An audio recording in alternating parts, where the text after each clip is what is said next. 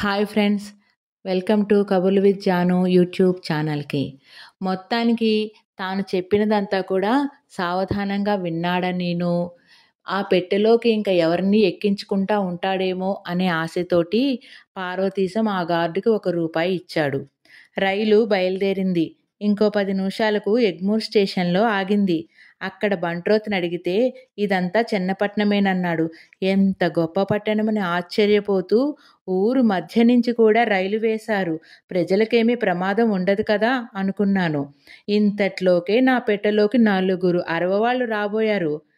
చిలకల్లారా, వస్తున్నారా నాయనా, అవతలకి దయచేయండి అన్నాను. వాళ్ళు నా మాట వినిపించుకోలేదు. మాట్లాడకుండా తలుపు తీస్తున్నారు. అబ్బాయి, మీకు తెలియదు, ఇది సెకండ్ క్లాసు. ఇందులో ఎక్కితే జుల్మానా వేస్తారు. అవతలికి వెళ్ళి ఇంకో పెట్టెలో ఎక్కండి అన్నాను. అందులో ఒకడు నా ముఖం కేసి చూసి, నువ్వు ఇక్కడున్నావే, 4th క్లాస్ పెట్టెలో ఎక్కవలసిన మనిషి వలె ఉన్నావు, దయచేయమని చెప్పి వచ్చిరాని తెలుగులో అన్నాడు. వాళ్ళ సాహసం చూస్తే నాకు ఆశ్చర్యం వేసింది. చిత్తం, పెంకితనానికి సౌందర్యానికి మీది పుట్టిల్లు, ఇంకా కబుర్లకేమి లోటు గనక అధిక ప్రసంగం చేయకు, దయచేయమన్నాను. నేను అన్నదంతా వాళ్లకు బాగా అర్థం కాలేదని తోస్తుంది. అందుచేత వాళ్ళు నా మాట వినిపించుకోనట్లు నటించారు. సరిదా అయ్యా, నీవు జాస్తి వాయకాడయ్యా, మాకు తెలుసును అన్నాడొకడు. ఇంతట్లోకే గార్డు అలా వెళ్తున్నాడు. వేళ నవతలకి గెంటి వేయమని చెబుదామని కేక వేశాను. వాడు నా మాట వినిపించుకోకుండా చక్కాపోయాడు. ఇంతట్లోకే వీళ్ళకి తోడు ఇంకో ఆయన చేరాడు. ఆ వచ్చిన ఆయనతోటి వీళ్ళు ఈ సంగతంతా చెప్పారు. నాకు ఇంగ్లీష్ రాదనుకున్నారు కాబోలు వాళ్ళు. ఒట్టి పల్లెటూరి దద్దమ్మలా ఉన్నాడు. గార్డుకు ₹1 చేతిలో పెట్టినట్లున్నాడు. ఇంకా పాపం పెట్టంతా తనదే అనుకుంటున్నాడు అని వాళ్ళలో వాళ్ళు అనుకున్నారు. నేను గార్డుకు ₹1 ఇచ్చినట్లు వీళ్ళకెలా తెలిసింది అనుకుని, అనవసరంగా అట్టే మాట్లాడకండి. చిన్నపట్నమంత ఊరు కాకపోయినా నేను నరసాపురంలో చదువుకున్నాను. నేను గార్డుకేమీ ఇవ్వలేదు. మీ వైఖరి చూస్తే తెలియక పొరపాటున సెకండ్ క్లాసులోకి వస్తున్నారేమో అనుకుని మీ మేలు కోరి చెప్పాను. మీరు ఈ టిక్కెట్లే కొనుక్కున్నట్లయితే ఇందులోకి రావచ్చు, నా అభ్యంతరమేమీ లేదు అన్నాను. దర్జాగా గార్డు ₹1 పుచ్చుకుని మోసం చేశాడు కదా అనుకున్నాను. పైగా అనవసరంగా వీళ్ళతోటి పేచీ ఎందుకు అనుకున్నాను. పేచీ పెట్టినా ఏమీ లాభించేటట్లు కనిపించలేదు. నేను అనవసరంగా దెబ్బలాడే స్వభావం కలవాణ్ణి కాను. అందులో లాభించేదేమీ లేదని తెలుసుకున్న తర్వాత అసలే పేచీలోకి దిగను. ఒకవేళ పొరపాటున దిగినా తక్షణము గౌరవంగా ఇంగ్లీషు వాళ్ళు యుద్ధంలో తమ పని మరోలా అవుతుందనుకున్నప్పుడు మర్యాదగా యుక్తిగా వెనక్కి తగ్గుతారని మా మాస్టర్ చెప్పినట్లు నేను అటువంటి సందిగ్ధ సమయంలో వెనుకంజ వేస్తాను. కానీ ₹1 అనవసరంగా గార్డుకి ఇచ్చినందుకు మాత్రం చాలా విచారంగా ఉంది. ఏమి అంటే, పైకి మరోలా కనబడ్డా నేను బహుజాగ్రత్త మనిషిని. అనవసరంగా డబ్బు ఖర్చు పెట్టడం నాకు ఇష్టం లేదు. అలా అని సమయం వచ్చినప్పుడు వెనక్కి తీసేవాణ్ణి కాదు. కానీ మంచో చెడో కొంచెం దూరాలోచన కలవాణ్ణి కనుక ఒక్కటే పద్ధతి పెట్టుకున్నాను. 1 వేసి 10 లాగాలనే పద్ధతిలో ఉంటాను. అందుకనే వాడు ఏమనుకున్నా, నేను ఒట్టి వెర్రివాణ్ణి అనుకున్నా గార్డుకు ₹1 ఇచ్చాను. ₹1 పోయినా బహుదూరపు ప్రయాణం కనుక ఇరుకు లేకుండా సౌఖ్యంగా 4 ఎక్కే పెట్టెలో నేను ఒక్కడే కూర్చోవచ్చు కదా అనుకున్నాను. కానీ నా జన్మలో ఈ ఒక్కసారి మట్టుకు మోసపడ్డాను. ఇక ఇంతవరకు ఇలాంటి దొంగని చూడలేదు కదా, అందువల్ల అనుకుంటా. ఇప్పుడు పెట్టెలో ఇంకొకరు ఎక్కారనే విచారం లేదు. నాకు పట్టుకున్నదేమిటంటే, నిష్కారణంగా వాడు నన్నెందుకు ద్రోహం చెయ్యాలని. కావాలంటే దేహి అని చెయ్యి చేస్తే లేదంటానా? నేనేమంత కష్టము సుఖము ఎరుగనివాడినా కాదే. మానవ స్వభావంలో ఎంత దుర్మార్గం ఉంది. అందులోనూ వాడు దొరకూడాను. అంత మోసగాళ్ళు కనుకనే వాళ్ళింతటి రాజ్యం సంపాదించగలిగారు. లేకపోతే వాళ్ళ అబ్బతరమా తాత తరమా. అందుకనే గొప్ప గొప్ప వాళ్ళంతా, బోడే నారాయణరావు గారు ప్రభృతులు, వీళ్ళని దేశంలో నుంచి వెళ్ళగొట్టాలని చూస్తూ ఉన్నారు. పోని మనబోటి వాళ్ళే వాళ్ళు కూడాను. నా పెట్టెలో ఎక్కినందువల్ల నాకు నష్టం లేదు, గార్డుకి ఇచ్చిన ₹1 తప్ప. అయినా ఎక్కిన వాళ్ళు ఏ తెలుగు వాళ్ళు అయితే కాస్త మాట మంతి ఆడడానికి, కష్టమో సుఖమో చెప్పుకోవడానికి వీలుగా ఉండేది. అదేమీ లేకుండా కలలోకి వచ్చే రూపు, గ్రామసింహాలు వాదించుకున్నట్లు సంభాషణ వీళ్ళును. ఈ అరవవాళ్ళు వచ్చారేమా అని మట్టుకు మహా కష్టంగా ఉంది నాకు, చెప్పొద్దు మరి. ఇంతట్లోకే రైలు బయలుదేరడానికి గార్డు ఈల వేశాడు. ఈ వచ్చిన నలుగురైదుగురిలోనూ ఆఖరణ వచ్చిన ఆయన ఒక్కడే లోపలికి వచ్చాడు. తక్కిన వాళ్ళంతా ఊరికే ఈయన్ని సాగనంపడానికి వచ్చినట్లు తోస్తుంది. ఒక్కడే అయినప్పుడు ఆయనలో ఆయన మాట్లాడుకోలేడు కదా. మాట్లాడితే నాతో మాట్లాడాలి, లేకపోతే మాట్లాడకుండా ఊరుకోవాలి. అందుచేత ఎలాగైనా పర్వాలేదు అనుకున్నాను. రైలు బయలుదేరింది. చాలా దూరం వరకు చిన్న చిన్న స్టేషన్లు దగ్గరలో చాలా ఉన్నాయి. అక్కడెక్కడా రైలు ఆగలేదు. రైలు ఆగినప్పుడు ఆగకుండా ఉంటే ఇన్ని స్టేషన్లు ఎందుకు మధ్యన ఇలా ఎందుకు కట్టారా అనుకున్నాను. పెట్టెలో కూర్చున్నాయన్ని అడుగుదామనుకుని, ఇదివరకే పల్లెటూరు దద్దమ్మ అన్నాడు, ఈ ప్రశ్న వేస్తే ఇంకా ఏమంటాడో అని ఊరుకున్నాను. కానీ చిన్నపట్నం పొలిమేరెక్కడో మట్టుకు చెప్పండి అని కోరాను. ఈ చిన్న చిన్న స్టేషన్లన్నీ చిన్నపట్నంలో చేరినవే అని చెప్పాడు. ఇంగ్లాండ్ కంటా కూడా చిన్నపట్నమే తప్పకుండా పెద్దదనుకున్నాను. ఈ ఊళ్ళో బంధువులు, స్నేహితులు ఒకళ్ళనొకళ్ళు కలుసుకోవాలంటే పొరుగురు ప్రయాణంలాగే ఉంటుంది కదా అనిపించింది. ఊరికి చివర ఉద్యోగస్తులు, రెండో చివర ఆఫీసు ఉంటే అక్కడికి వెళ్ళడం ఎలా అనుకున్నాను. పోనీ అన్ని స్టేషన్లు ఉన్నాయి కదా అని రైలు ఆగదు. ట్రామ్ కార్లైనా ఊరంతా ఉన్నట్లు కనిపించదు. ఇంక వీళ్ళు ఏ ఎద్దుబండో జట్కా బండో ఎక్కితే ఆఫీస్కి వెళ్ళడం ఎప్పుడు, అక్కడ పనిచేయటం ఎప్పుడు, మళ్ళీ ఇంటికి రావడం ఎప్పుడు?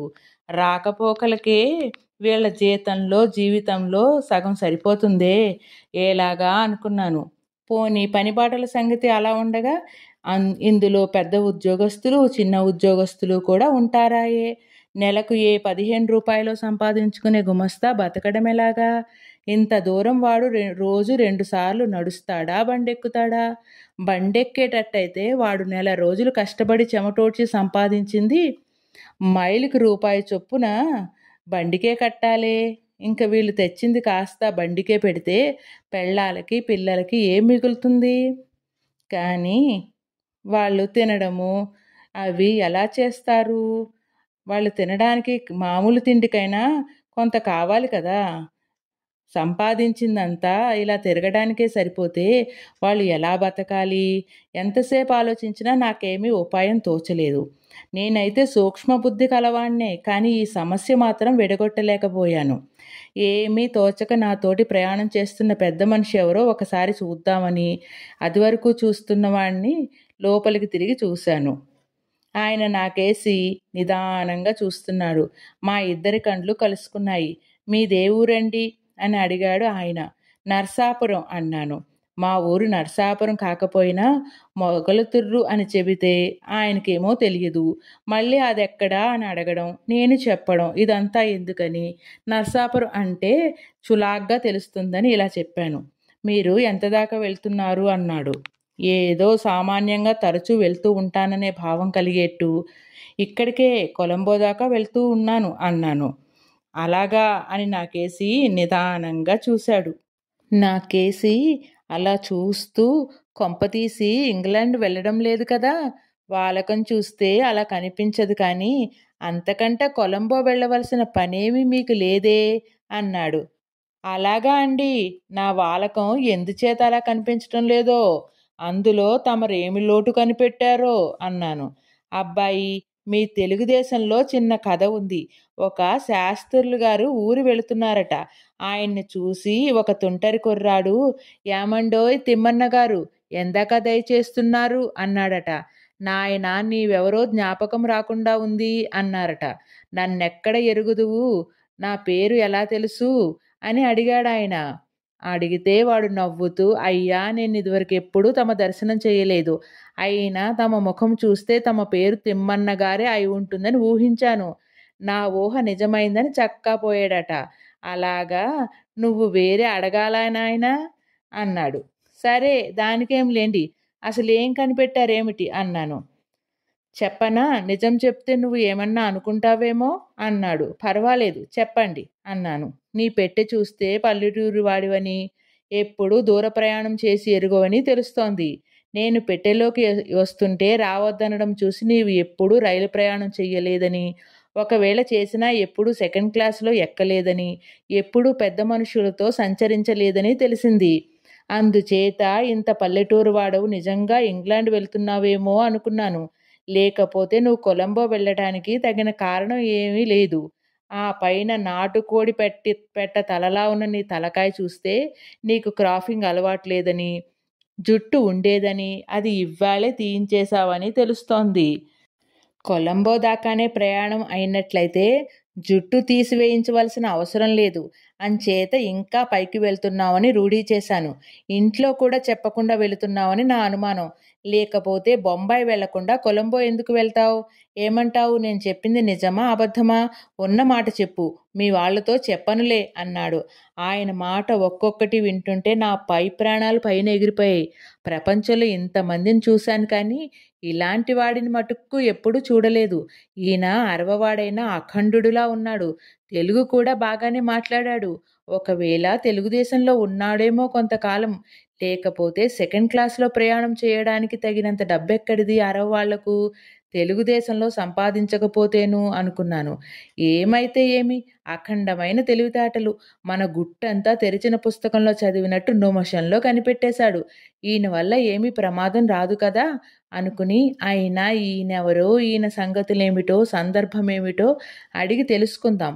ఎలాగైనా ఈయనతోటి కొంత స్నేహంగా ఉంటేనే నయం అనుకున్నాను. లేకపోతే ఇంటికి కోపం చేత ఉత్తరం రాస్తే చిక్కు. ఎందుకైనా కొంచెం జాగ్రత్తగా ఉండడమే మంచిదని చిత్తం. తమరూహించింది చాలా భాగం వాస్తవమే. నేను ఇంగ్లాండ్ వెళ్తున్నాను. తమదేవూరు? తెలుగు కూడా బాగా మాట్లాడుతున్నారు. తెలుగుదేశంలో ఎప్పుడైనా ఉన్నారా ఏమిటి అన్నాను. అనేటప్పటికి ఆయన కొంచెం నవ్వి, అబ్బాయి మాది తిరుచునాపల్లి. నేను చిన్నప్పటి నుండి తెలుగుదేశంలోనే ఉండేవాడిని. మా తండ్రి స్టేషన్ మాస్టర్ పనిచేసి చాలా కాలం రాజమహేంద్రవరం, నిడదవోలు, ఏలూరు మొదలైన ఊళ్ళలో ఉండేవారు. నేను ఇంగ్లాండ్లో చదువుకున్నాను. ఇంజనీర్ పరీక్ష అయి నేను చాలా కాలం మీ ధవళేశ్వరంలోనూ, శెట్టిపేటలోనూ, బెజవాడలోనూ ఉన్నాను. అంచేత నాకు తెలుగు బాగా అలవాటు అన్నాడు. దానితోటి నా కాళ్ళు చల్లబడ్డాయి. ఇదివరకు దాకా తొందరగా కొట్టుకుంటూ ఉన్న గుండె ఒక్క క్షణం ఆగిపోయింది. ఇంక మా ఇంటి పేరు, మా నాన్న పేరు అడిగి తెలుసుకుని ఇంటికి ఉత్తరం వ్రాస్తాడు. నా కొంప మునిగిందనుకున్నాను. మరొకళ్ళైతే గుడ్లు మిటకరించేవాళ్లే. నేనింకా కొంచెం ధైర్యం కలవాణ్ణి కనుక ఆగిపోయిన గుండెను ఆడించి మళ్ళీ ఆయనతోటి సంభాషణ ఆరంభించాను. చిత్తం. అలాగా అండి. ఇంగ్లాండు దయచేశారా అండి? అక్కడ మన వాళ్ళెవరైనా ఉంటారా అండి? బస అది దొరికిందా? భోజనం అది సదుపాయంగా ఉంటుందా అండి అన్నాను. ఉన్నారు. ఏదో కొద్దిమంది మన వాళ్ళు ఉన్నారు. మొత్తం మీద సౌఖ్యంగానే ఉంటుంది. కానీ అబ్బాయి, నీకక్కడ స్నేహితులు ఎవరైనా ఉన్నారా? అక్కడికి ఏమేం కావాలో అన్నీ కొనుక్కున్నావా? అక్కడెలా నడుచుకోవాలో, ఆ దేశ ఆచారాలేమిటో అన్నీ తెలుసుకున్నావా అన్నాడు. అనేటప్పటికి పోనీ పెద్ద మనిషి కదా అని కొంచెం గౌరవంగా మాట్లాడితే, నన్ను చిన్న కుర్రాడి కింద కట్టేసి మాట్లాడితే అబ్బాయి అనుకుంటూ ఏమిటో దర్జాకు పోతాడేమిటి? ఈయన ఎక్కువేమిటి, నా తక్కువేమిటి? ఈయన ఇంగ్లాండ్ ఇదివరకు వెళ్ళాడు. నేనేమో ఇప్పుడు వెళ్తున్నాను. అంతే తేడా. ఈ మాత్రం దానికి నన్నంత అగౌరవపరచవలసిన అవసరం ఏంటి? కాబట్టి ఈయనతో సంభాషణ ఇంక కట్టి పెడితే బాగుంటుంది. ఆయన అడిగిన దానికంతా ఆ అని, ఊ అని ఏకాక్షరంతోటి సమాధానం చెప్పి, ఆయన ఇంకా ఏమిటో అడుగుతూ ఉంటే వినిపించుకోకుండా కండ్లు మూసుకుని నిద్రపోతున్న వాడి వలె వెనక్కి చార్లబడి కూర్చున్నాను. దానితోటి ఆయనకు కొంచెం కష్టం తోచింది కాబోలు. ఒక్క క్షణం ఊరుకున్నాడు. కానీ పాపం ఎంతసేపు ఊరుకోగలడు? అనే నోరు, తిరిగే కాలు ఒక్క మాట ఊరుకోలేవంటారు పెద్దలు. ఆ మాట నిజమే. ఆయన ఒక నిమిషం ఊరుకుని, అబ్బాయి పాపం చాలా నిద్ర వస్తున్నట్టుంది, పడుకో నాయనా అన్నాడు. ఏమిటి మీ అభిప్రాయం? నేనేమైనా చంటి పిల్లాడిని అనుకున్నారా అని అడుగుదామనుకుని ఆయనతో అకారణంగా ఘర్షణ ఎందుకని సమాధానం చెప్పకుండా నా బొంత తీసి పక్క వేసుకున్నాను. అది చూసి ఆయన ఊరికే లోలోపల నవ్వుకోవడం మొదలుపెట్టాడు. ఎవ్వళ్ళు నవ్వితే లెక్కేమిటి మనకి? నవ్విన వాళ్ళ మూతే వంకర పోతుంది అనుకుని, పోనీ మనకు మడత మంచం కూడా ఉంది కదా, చూపించటానికి అది కూడా పైకి తీద్దామా అనుకుని, అయినా అది తీస్తే కొద్దిగా ఇరుకుగా ఉంటుందేమోనని ఆ ప్రయత్నం మానేసి నా పక్క మీద కూర్చున్నాను. నాయనా, ఈ బొంత నీతో కూడా ఇంగ్లాండ్‌కు తీసుకువెళ్తావా అడిగాడు. తీసుకువెళ్తాను. తీసుకువెళ్ళటానికి కాకపోతే మరి మధ్యదారిలో పారేయటానికి తెచ్చుకున్నానా? ఇందులో తమరంత ఆశ్చర్యపోవడానికి ఏమీ కనిపించదు అన్నాను. ఆయన నాకేసి సూటిగా చూసి, ఎక్కడైనా పొరపాటున మర్చిపోతావేమో సుమా, ఎక్కడా మర్చిపోకు. ఆ దేశంలో జమీందారు ఎవరైనా ఇది చూడడం తటస్థించి బహుమతి చేయమంటే ప్రాణం పోయినా ఎవ్వళ్లకు ఇవ్వకు. ఇటువంటివి వాళ్లకు ఉండవు. అంచేత చాలామంది అడుగుతారు. జాగ్రత్త సుమా, ప్రాణప్రదంగా కాపాడుకో, పోగొట్టుకోకు. నీకిష్టమైతే మళ్ళీ ఇంటికి వచ్చేటప్పుడు బ్రిటిష్ మ్యూజియంకి బహుమతిగా ఇవ్వు అని నాకు సలహా ఇచ్చి మళ్ళీ నవ్వడం ఆరంభించాడు. చిత్తం, ఈ విషయంలో తమ హితోపదేశం అనవసరం అని నేను ఆయన మొహం మార్చాను. ఆయన అలాగే గుడ్లు మిటకరించి నాకేసి చూస్తూ తనలో తను నవ్వుకుంటూ కూర్చున్నాడు. నా దారిని నేను పడుకుని సుఖంగా నిద్రపోయాను. కానీ లోపల మట్టుకు బెదురుగానే ఉంది. ఆ మడత మంచమేమో పైనున్న అరచెంబో పట్టుకుపోతాడేమో అని. అయినా భయపడుతున్నట్లు కనిపించకూడదని నిద్రపోతూ మధ్య మధ్య మెలకువ తెచ్చుకుంటూ సామాన్ కేసు చూసుకుంటూ పడుకున్నాను. ఒకసారి లేచి చూసేటప్పటికి ఆయన ఎక్కడ దిగాడో గాని పెట్టెలో లేడు. సామానంతా జాగ్రత్తగానే ఉంది. శని విరగడైంది కదా అనుకున్నాను. మళ్ళీ ఎవ్వళ్ళు ఆ పెట్టెలోకి ఎక్కలేదు. నేను లేచేసరికి బాగా తెల్లవారింది. దంతావధాన ప్రయత్నం చేశాను. వీళ్ళ నీళ్ల సంగతి ఎలాగా అనుకున్నాను. నేను కూర్చున్న గది దగ్గర ఒక మూల లావెట్రీ అని తలుపు మీద వ్రాసి ఉంది. అదేమిటో చూద్దాం, అందులో ఏమైనా నీళ్లు ఉంటాయేమో అని తలుపు తీసుకుని లోపలికి వెళ్ళాను. గది బహుశుభ్రంగా ఉంది. గోడకి చిన్న కుళాయి ఉండి ఆ నీళ్లు కింద పడకుండా దాని కింద ఒక చిన్న చక్కని కంచు బూర్లు మూకుడు ఉంది. ఆ పక్కనే మధ్య రంధ్రమున్న చిన్న కుర్చీపీట ఉంది. ఏ విధమైన దుర్వాసన లేదు. ఏర్పాటంతా చాలా బాగా ఉంది. ఇంగ్లాండ్ నుంచి వచ్చిన తర్వాత మా ఇంట్లో కూడా ఇలాంటి ఏర్పాటు చేయిస్తే బాగుంటుందని నిశ్చయించాను. కుళాయి దగ్గరికి వెళ్ళి తిప్పబోయాను. ఎంతసేపు తిప్పినా తిరగలేదు. ఎలాగా అని ఆలోచిస్తూ మరొక మాటు గట్టిగా తిప్పవలనని ప్రయత్నం చేశాను. చేయి జారి ముందుకు కుళాయి మీద పడ్డాను. అది వరదాకా ఎంత తంటాలు పడ్డా తిరగని కుళాయి దాని మీద చేయి జారడంతో జయ్యమని నీళ్లు వచ్చి నా ఒంటి నిండా పడ్డాయి. మళ్ళీ నేను లేవడంతో ఆగిపోయాయి. ఏమిటి మాయా అని ఆలోచించి చూస్తే ఆ మేట లోపలికి నొక్కితే నీళ్లు వస్తాయి కదా అని తెలుసుకున్నాను. దంతధావనాది కాలకృత్యాలు తీర్చుకుని స్టేషన్లోకి అమ్మ వచ్చిన 4 ఇడ్లీ ముక్కలు తిని కాస్త కాఫీ తాగి రైల్లో రోడ్డు పక్కనున్న దేశమంతా చూస్తూ కూర్చున్నాను. అరవ దేశం కూడా చాలా చక్కని దేశమే. ఇంత చక్కగా ఉంటుందని ఎన్నడూ అనుకోలేదు. ఎక్కడ చూసినా మంచి మంచి తోటలు, పంట భూములు, గొప్ప గొప్ప దేవాలయాలు. అంతా మన డెల్టాలాగా ఉంది. ఇంత తృణకాష్టజల సమృద్ధి గల దేశస్థులు అంత దరిద్రులుగా ఉండి 8 రూపాయలకి 10 రూపాయలకి ఆశించి దేశాలు కాని దేశాలు ఎందుకు పోతారా అనుకున్నాను. మధ్యాహ్నం ఒక స్టేషన్లో గార్డు వచ్చి భోజనం కావాలా అని అడిగాడు. నా భోజనం సంగతి వీడికెందుకు? వీడేమన్నా పెడతాడా ఏమన్నానా? పెడితే మటుకు మనం తింటామా ఏమిటి అని అక్కర్లేదు అన్నాను. అయితే మరేం చేస్తారు అన్నాడు. సరే ఏదో చేస్తాలే అన్నాను. వాడు నా ముఖం కేసి చూసి పెదవి విరిచి కనుబొమలు భుజాలు ఎగరేసి చక్కా పోయినాడు. భోజనం సంగతి ఏమీ చేయడానికి తోచక మళ్ళీ ఏదో కాస్త చిరుతిండి కొనుక్కొని తిని కాసేపు పడుకుని నిద్రపోయాను. మధ్యాహ్నం సాయంత్రం అయ్యేసరికి చూటుకారని చేరాను. ప్లాట్ఫామ్ మీద పోర్టర్లు తూత్తుకుడాయ్ అని కేకలు వేస్తూ తిరుగుతున్నారు. కొలంబో పోయే వాళ్ళంతా ఇక్కడ దిగండి అని కొందరు కేకలు వేశారు.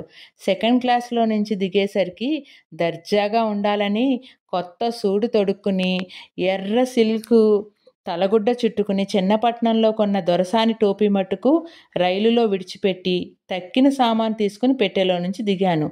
కూలివాడొకడు వచ్చి సామాన్లు తీసుకుంటానన్నాడు. సరే అని నేను వాడితో బేరమాడి ముందుకు సాగాను. గేటు దగ్గరికి వెళ్లడంతో టికెట్ కలెక్టర్ చూసి అలా దయచేయండి అని దారి చూపించాడు. అక్కడికి వెళ్ళేసరికి అక్కడ ఒక పెద్ద మనిషి కూర్చుని సామాను చూపించమన్నాడు. కూలివాడి నెత్తి మీద ఉంది, కనబడటం లేదా అన్నాను. అలా కాదు, పెట్టి తీసి చూపించాలన్నాడు. ఎందుకన్నాను. మీరు కొలంబో ఎందుకు వెళుతున్నారు అన్నాడు. నా గుండె బద్దలైంది.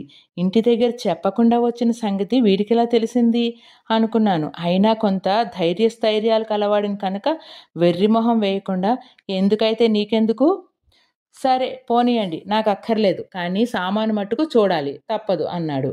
ఎందుచేత అన్నాను. ఇక్కడ రూల్ అది అన్నాడు. ఏమిటా రూలు? పన్ను విధించవలసిన వస్తువులేమైనా దొంగతనంగా తీసుకువెళ్తున్నారేమో చూడాలి. ఈ మాట వినగానే నా గుండెల్లో బరువు తగ్గింది. కొంచెం నవ్వు వచ్చింది. సరే అయితే చూసుకో అందాం అనుకున్నా. ఇంతలోకే నా సామాను మోసుకువస్తున్న కూలివాడు నన్ను వెనక్కి పిలిచి, ఆ పెద్ద మనిషి చేతిలో ఒక ₹1/2 పెడితే ఈ రూల్స్ అన్నీ మర్చిపోతాడు, లేకపోతే మనకి స్టీమర్ తప్పిపోతుంది అన్నాడు. స్టీమర్ తప్పిపోవడం ఎంత మాత్రం మంచిది కాదు. కానీ వాళ్ళ దౌర్జన్యం చూస్తే నాకు కొంత నవ్వొచ్చింది. అతనికి ₹1/2 చేతిలో వేసేసరికి చాటంత మొహం చేసుకుని అది వరకు కూర్చున్నవాడు లేచి నించుని సలాం చేసి థ్యాంక్ యూ సార్ అని పెట్టె ముట్టుకుని, ఇందులో వట్టి బట్టలేనా సార్, అయితే పోవచ్చును సార్ అని నన్ను విడిచిపెట్టాడు. బ్రతుకు జీవుడా అనుకుని తిన్నగా స్టీమర్ దగ్గరికి నడిచాను. ఇంతలోకే వెనక నుంచి ఒక రైలు బంట్రోతు పరిగెత్తుకు వచ్చి నేను రైలులో విడిచిపెట్టిన ఆ దొరసాని టోపీ తీసుకువచ్చి నాకు అప్పచెప్పాడు. విధి లేక అది తీసుకున్నాను. వాడు పోకుండా అక్కడే నిలబడ్డాడు చేతులు నిలుపుకుంటూ. సరే టోపీ నాదేలే వెళ్ళు అన్నాను.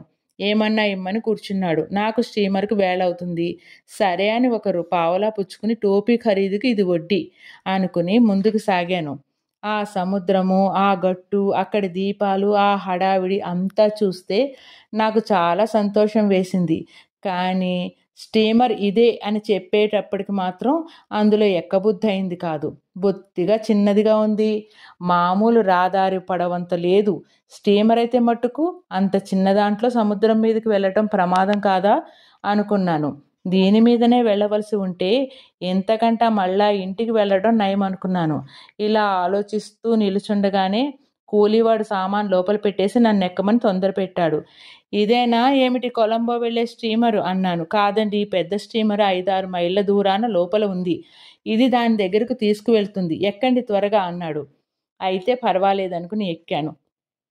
ఎక్కి అక్కడొక బల్ల మీద కూర్చున్నాను. కూర్చున్న కాసేపటికి అది బయలుదేరింది. మొత్తం జనం నా తోటి ప్రయాణికులు 25 మంది కంటే ఉండరు. బయలుదేరిన ఒక్క 5 నిమిషాల వరకు చాలా సరదాగా ఉంది.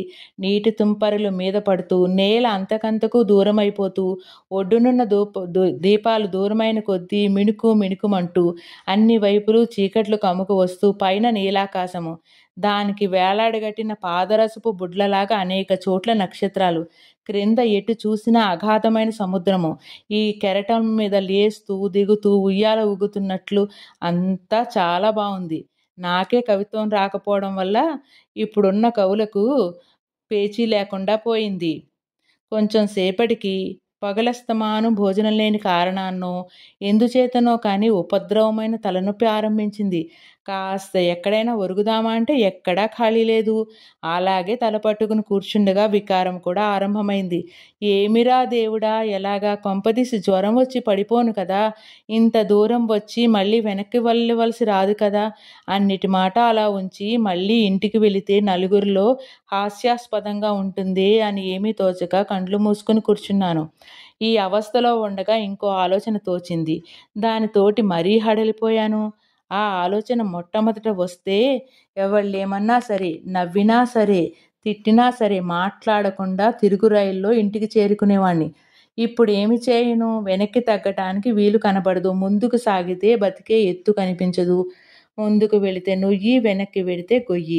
అలా ఉంది నా బతుకు. ఏమీ తోచదు. ఇంకొకళ్ళ సలహా అడగడానికి మనసొప్పదు. ఒక్కసారి ఇంటి సంగతి జ్ఞాపకం వచ్చింది. ఆహా, ఎంత తెలివి తక్కువ పని జరిగింది అనుకున్నాను. నాకు ఇంగ్లాండ్ వెళ్ళమని సలహా ఇచ్చిన వాడిని నోటి నిండా తిట్టాను. ఒక్కడినే కొడుకునని నా మీద ఎంతో ఆశ పెట్టుకున్న నా తల్లిదండ్రులు ఎంత విచారిస్తారో కదా అనుకున్నాను. ఏమనుకుంటే ఏమి లాభం? ఇంతకు అసలు సంగతేంటంటే, ఈ చిన్న స్టీమర్లో నుంచి పెద్ద స్టీమర్ ఎక్కడం ఎలా అనే సందేహం నాది. కొంతసేపు ఏమీ తోచలేదు. హఠాత్తుగా మా ఊళ్ళో ఒకళ్ళు చెప్పుకుంటున్న సంగతి జ్ఞాపకం వచ్చింది. చిన్న స్టీమర్లో నుంచి పెద్ద స్టీమర్ ఎక్కే ఉపాయం చెప్పుకుంటున్నారు వాళ్ళు. అది నేను వినడం సంభవించింది. పెద్ద స్టీమర్ మీద నుంచి చిన్నదానికి ఒక దగ్గరగా తాడు నిచ్చెన దింపుతారట.